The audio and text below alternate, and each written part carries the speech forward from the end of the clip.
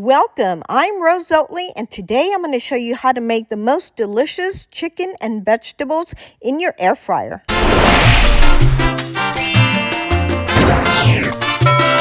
To start, you'll need some chicken. Now, I like to buy the chicken tenders because they're a lot easier to cut when you're cutting bite-sized pieces. If you have chicken breasts, that's perfectly fine. That'll work. You just want bite-sized pieces.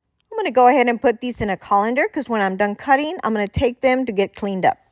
After I get done cleaning these, I just let them sit in the sink in the colander to continue to drain. Just a quick note, as always, you want to make sure that you sanitize your area when done and also wash your hands. I think most people already know this and I don't need to say this, but apparently some people think I do, so here you go. While my chicken is draining, I'm going to go ahead and get started on some of my veggies. We're going to start with a red bell pepper. You want to make sure to de-seed it. I'm going to be cutting these into bite-sized pieces. Now, you don't want to dice this one, but cut it into a little bit larger chunks. We're going to be cutting 2 zucchinis. Now, first you want to cut the ends off. If you have small zucchinis like these, you just want to slice them. Now, if your zucchinis are a little bit larger, you want to cut them in half lengthwise and then just slice them. You also want to cut 1 onion, and I like to keep my veggies the same size, so bite-sized pieces just like the bell peppers. Here I've got some golden potatoes. I'm going to go ahead and rinse these off. Then we're going to come back and cut them. I think I'm going to be cutting these into quarters because potatoes take a little bit longer to cook. I think if we cut them in quarters, it'll be so much easier and faster. All right, coming back to my chicken, I like to take some paper towels and just kind of pat it dry so it's not as wet. Next, you want to place your chicken in a large Ziploc bag or a bowl. I usually just like to use a Ziploc bag because it's less mess and less dishes to wash. I usually like to fold my bag over a little bit so it gives me a little more room to pour my ingredients in there. I start by adding a little bit of olive oil. I would say about 2 tablespoons. Add a little bit of salt and pepper, and this is to your taste. If you need a measurement, I would say probably about 1 teaspoon each. Next, we want to do 1 teaspoon of minced garlic. And I've got a little bit left in here, but I'm going to try and get at least 1 teaspoon in there before I open my other one. Come on, get out. All right, guys. Add 1 teaspoon of thyme, 1 teaspoon of rosemary, 1 teaspoon oregano, 1 tablespoon of light chili powder. Before I forget, you want to squeeze half a fresh lime in here. Now you want to let the air out, zip it, and massage it so that all the chicken gets coated in all these delicious spices. Now, if you prefer to use your own spices, hey, by all means, feel free to use your own spices. This is just a combination of my spices that I like to use, but you can use any that you desire.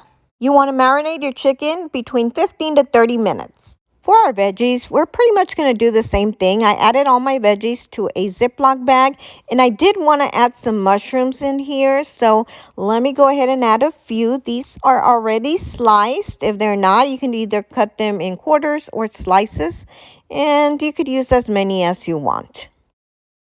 All right, guys, I've got a full bag in here. Let's go ahead and add 2 tablespoons of olive oil, a little bit of salt and pepper.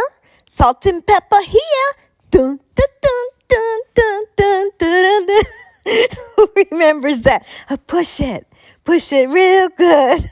That's how old I am, guys. All right, enough of that. All right, so now we're going to go in with about 1 teaspoon of thyme, 1 teaspoon of rosemary, 1 teaspoon of oregano, 1 tablespoon of light chili powder.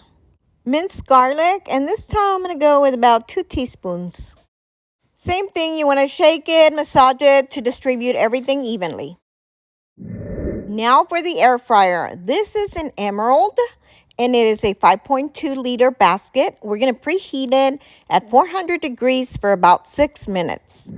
While my air fryer is heating up, I'm going to go ahead and chop up a little bit of cilantro, about half of it, and then we're just going to kind of chop and dice it just to get it ready so everything will be nice and ready for us at the end.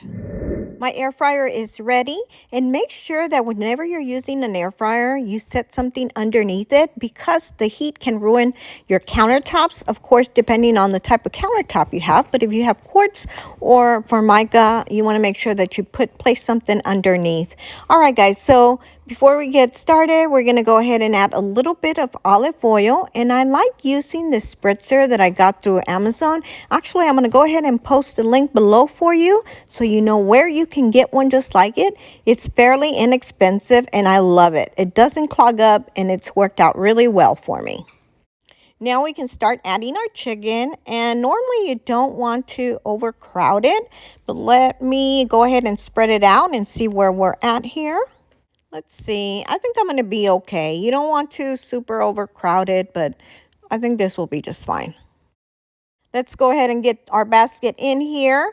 We are going to be cooking these at 400 degrees Fahrenheit or 200 degrees Celsius. And we are going to start on one side for 7 minutes. It's been 7 minutes. Let's go ahead and pull our basket out and see what they're looking like. Here you go. All right, so now you want to just take a spoon and toss them, flip them over to the other side, and we're going to continue cooking these. Now, you don't have to, but I usually like to spray a little bit more olive oil in there and put them back in there. Once you get that back in, we're going to continue cooking on this side at 400 degrees for another 6 to 7 minutes or until your chicken is done. 6 minutes later, and my chicken is done.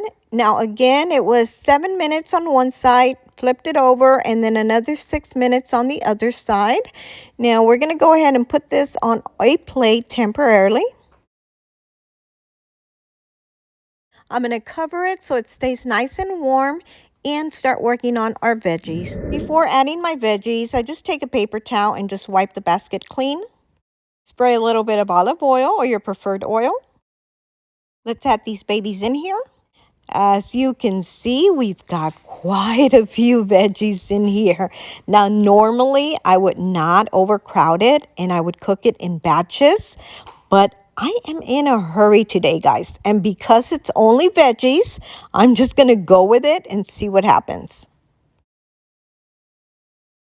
So in they go, 400 degrees Fahrenheit or 200 degrees Celsius. We're going to start with 10 minutes on one side. After 10 minutes, this is what they look like. Let's go ahead and give these a toss. And then I'm going to continue cooking them for an additional 5 minutes at the same temperature, 400 degrees Fahrenheit or 200 Celsius. It's been 5 minutes. I'm going to go ahead and give these a quick mix. Then I'm going to pierce through my potatoes to make sure they're done. And these look really good and looking and smelling so delish. Let's go grab our plate. As you can see, I have added my veggies, mixed it with all my chicken, and now I like to just add a little bit of lime on top and then top it off with our cilantro. This is smelling so good. Before we add our cilantro, if you want, you don't have to, so don't come at me. This is entirely up to you. You can add a little bit of unsalted melted butter on top. Now, if you're on a diet, I don't recommend it, but this will give it a nice little extra flavor. Before I show you a close-up of how delicious this looks, I want to talk you through and show you how I clean my basket, because a lot of people have questions on how to get your basket clean. I first give it a real quick rinse. Then I fill it up with hot water all the way to the very top, to the rim. Very top, guys. I squirt a little bit of my Dawn dishwashing soap, and I like to use this one because it's a degreaser. And then I go in with my Dawn Power Wash, and I just kind of spray it all around, inside, and then all the way to the top of the rim. I like getting around the sides here too. Now that it's all the way to the top, I let it sit and soak for a couple of hours. I go eat, put away my food, do all the stuff I need to do, and then come back and clean it. Sometimes when I have stubborn stains, I let it soak overnight and then come back in the morning and wipe it clean. Later on, I'll make sure to make a thorough video on how to clean your air fryer completely. But for now, How about this delicious meal for tonight for you and the family, or all for you? I really hope you guys enjoyed this and enjoyed the video. Please, if you enjoyed it, be sure and share with your friends and give this a like. If you haven't already subscribed, please be sure to do so below or hit my little picture on the side. Also, don't forget to hit the little bell to get notified of all of my new videos, and please be sure to check out these links on the side. Share with your friends. Thanks for watching and your support.